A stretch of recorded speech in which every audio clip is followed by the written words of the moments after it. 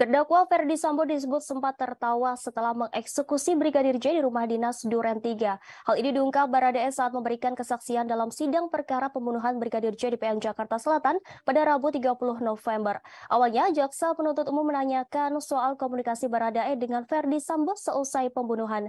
Menurut Baradae, saat itu dirinya dan Ricky Rizal dipanggil untuk menghadap Ferdy Sambo di kediamannya. Ferdy Sambo, kata Baradae, berulang kali menyebut bahwa sempat tertawa karena salah menggunakan senjata. Mendengar pernyataan tersebut, JPU sempat mengonfirmasi kembali apakah Baradae tidak salah melontarkan hal tersebut. Jawab Baradae dengan tegas bahwa Ferdy Sambo sambil tertawa ketika menceritakan salah menggunakan senjata saat mengeksekusi Brigadir J. Sementara itu, Baradae meyakini Ferdy Sambo ikut menembak Brigadir J.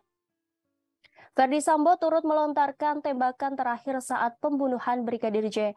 Menurut Baradae, Brigadir J sempat merintih kesakitan setelah terkena 4 tembakannya. Suara Brigadir J seketika terhenti setelah Ferdy Sambo menghampiri tubuh korban yang terkapar.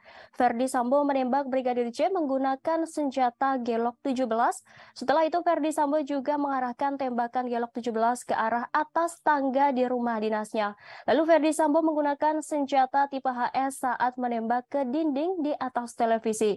Sebagaimana diketahui, Brigadir J menjadi korban pembunuhan berencana yang diotaki Ferdy Sambo pada 8 Juli lalu. Brigadir J tewas setelah dieksekusi di rumah dinas Ferdy Sambo di Duren 3, Jakarta Selatan. Ferdy Sambo dan istrinya yakni Putri Chandrawati menjadi terdakwa dalam kasus dugaan pembunuhan berencana terhadap Brigadir J. Adapun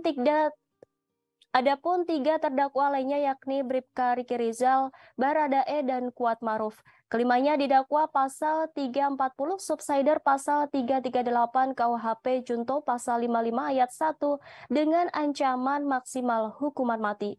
Terima kasih sudah nonton. Jangan lupa like, subscribe, dan share ya.